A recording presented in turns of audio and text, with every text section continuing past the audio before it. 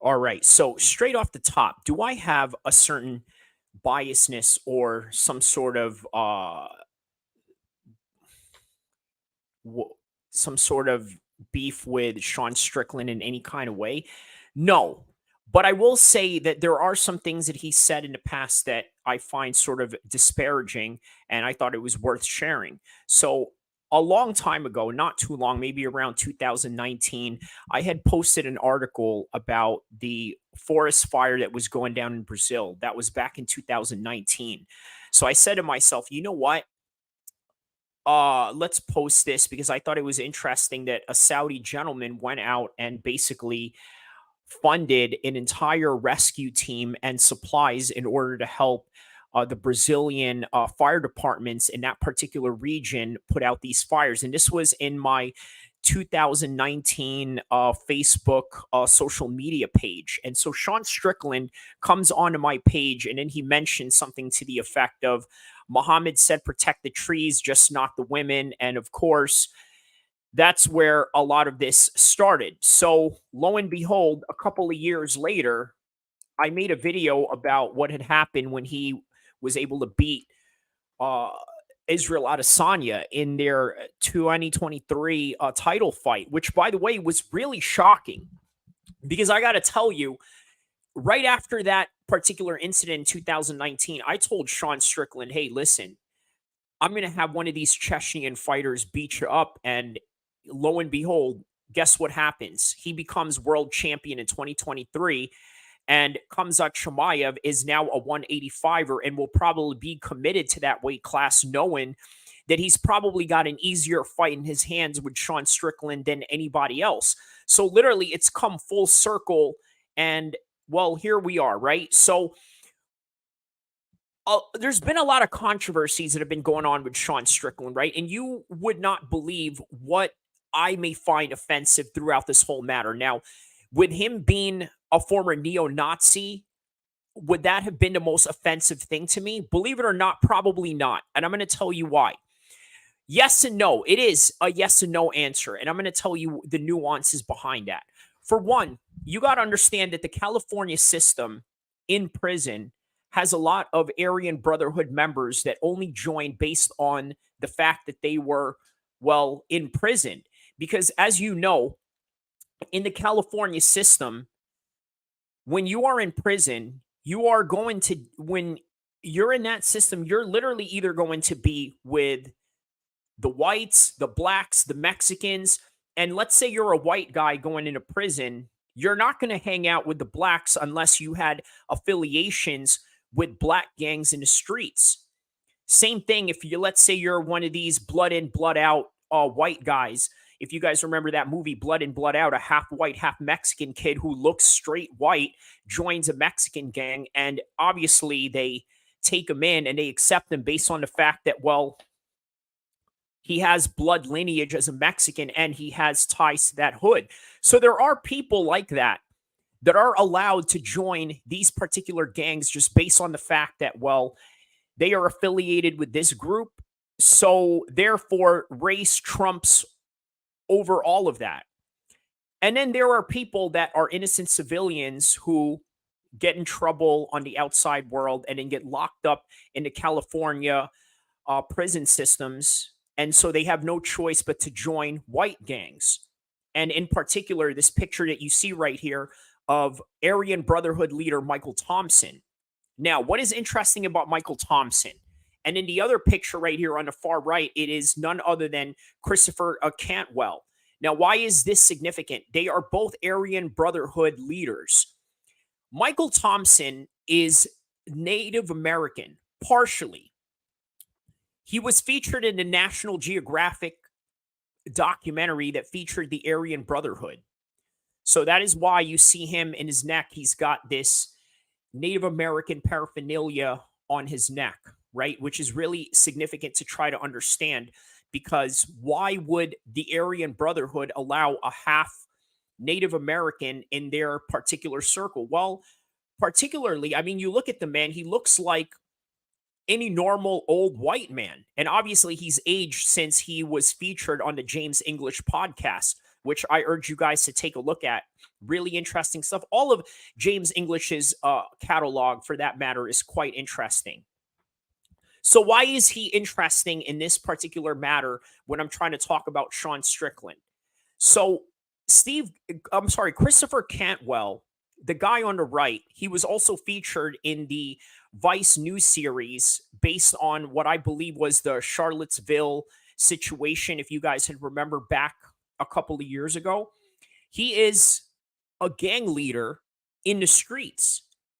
Whereas with Michael Thompson, the half Native American, he is a gang leader, all in the Aryan Brotherhood, by the way. He is a gang leader inside prison, which means that at some point in Michael Thompson's life, he was not a real ideological neo Nazi, as opposed to somebody like Christopher Cantwell, who chose to be a Nazi because guess what? Not only was he a gang leader in the streets, but if he was to go to jail, and if he is in jail or prison in this particular moment, he's going to be the leader of the Aryan Brotherhood in jail and in prison, but more than likely in the streets because he chose to be part of their organization.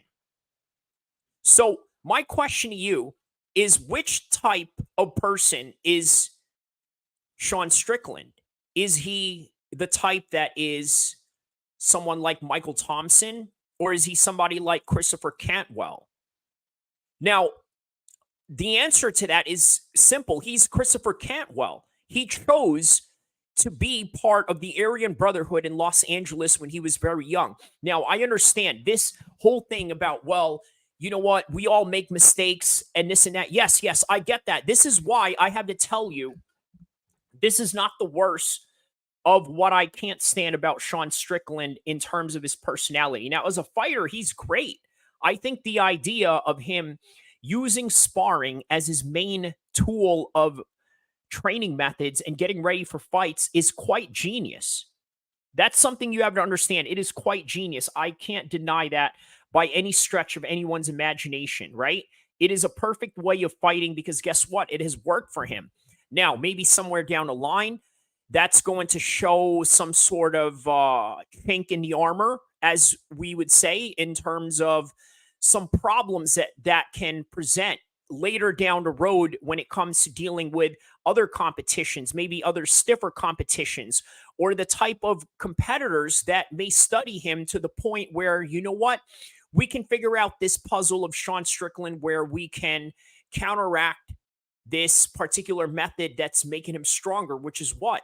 Using the sparring method of getting all his rounds in, understanding his range, and not only that, really getting his timing down, which is what makes him such a great fighter and literally what makes him a world champion. So it's important to understand that, yes, Sean Strickland has chosen to be who he was from the very beginning. Okay? He chose to be a neo-Nazi as a kid, but once again, he made a mistake, and somewhere down the line, he decided, this is not who I want to be. I want to be a different person, because he said somewhere down the line, you know what? I figured out that most of the white people that were in my life were nothing but scumbags. And this was his words. He said that they have all betrayed me, that all the people that have done me good were blacks, Mexicans, and basically all the guys that he's trained with. As you know, Sean Strickland has trained with the likes of Francis Ngannou. He sparred with Francis Ngannou. He fought Kamaru Usman to a decision, and he went to a decision with Israel Adesanya and won.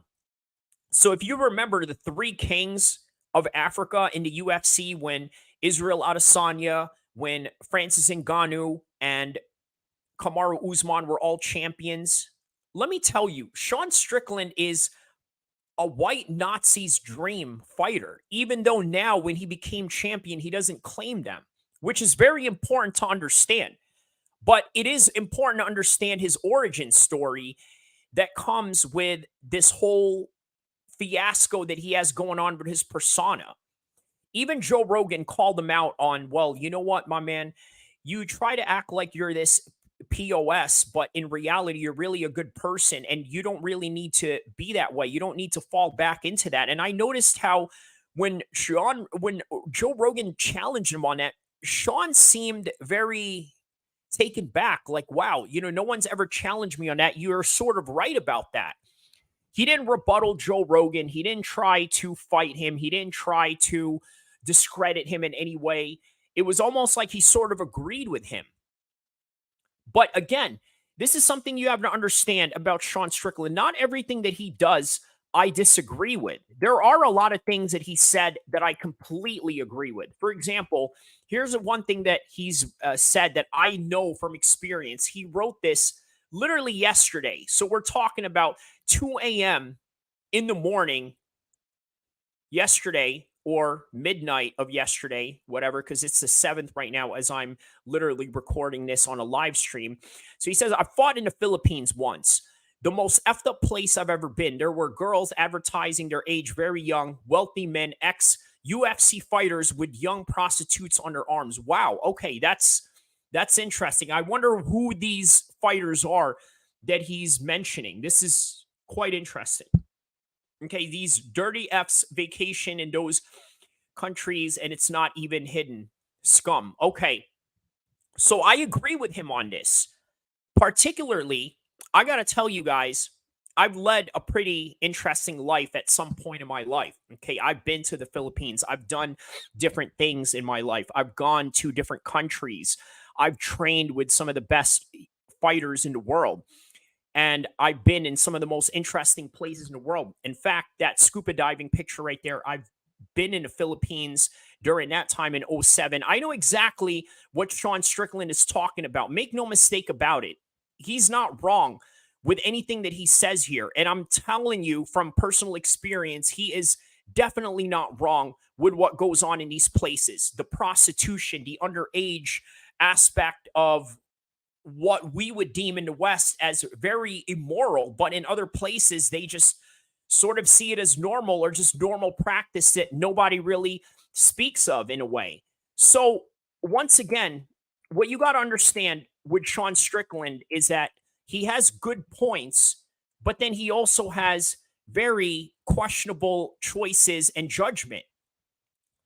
Now, here's a problem that I have with Sean Strickland in terms of social consciousness or just overall what a lot of people seem to look at him as, oh, he's this base guy. He's a guy that is all about the Bible or this and that. When was the last time you've seen Sean Strickland go to church? When was the last time you've seen Sean Strickland do anything religious?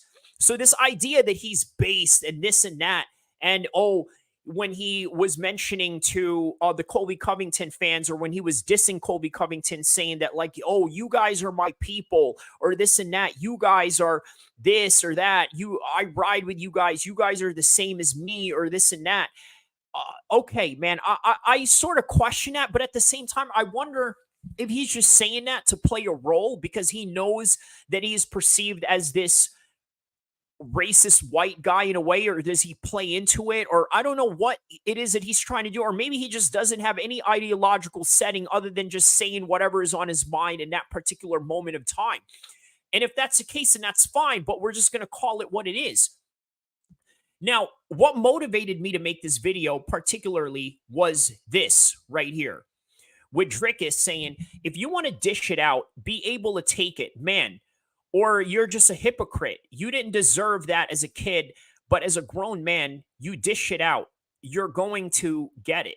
So what Drickus is trying to say here, if you guys don't remember, let me recap to you what had happened. During UFC 296 fight week, there was a press conference for UFC 297 in order to promote their fight. And by the way, in that same fight day, Drickus and Sean Strickland got into a fight in the crowd while the UFC 296 was going on in Las Vegas. Why? Because of what Drickus had said to Sean. He said, I'm going to beat you worse than your dad ever did. And guess what? Sean Strickland's dad did beat him as a kid. And somehow, Sean Strickland took serious offense to that.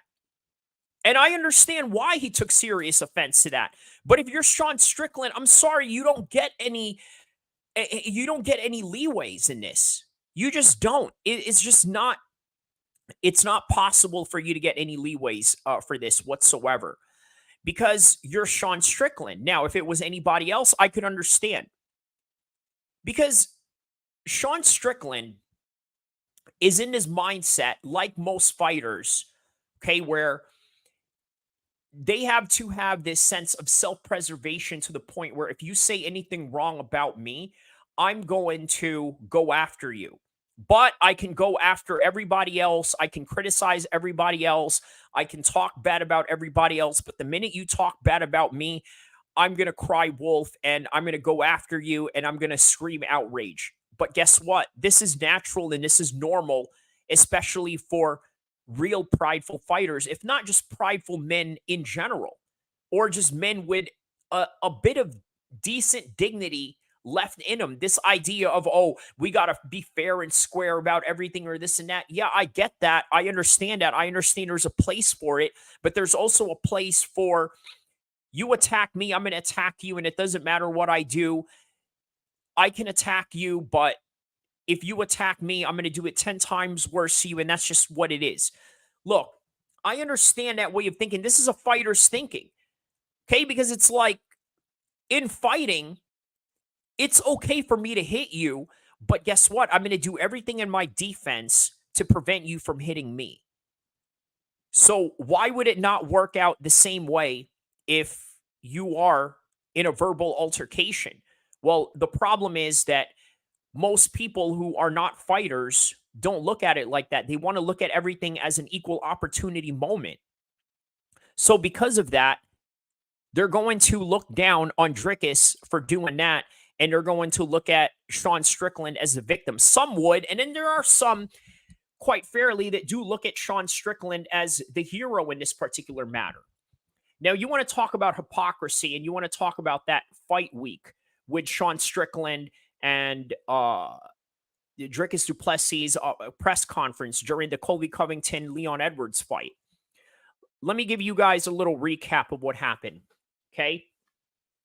So aside from the fact that Sean Strickland and Dricus were dissing each other, Sean Strickland goes in there and he defends Leon Edwards and goes off on Colby Covington. Why? Because what did Colby Covington say to Leon Edwards at the press conference? He said that I'm going to take you to the depths of hell where your murdered father was at.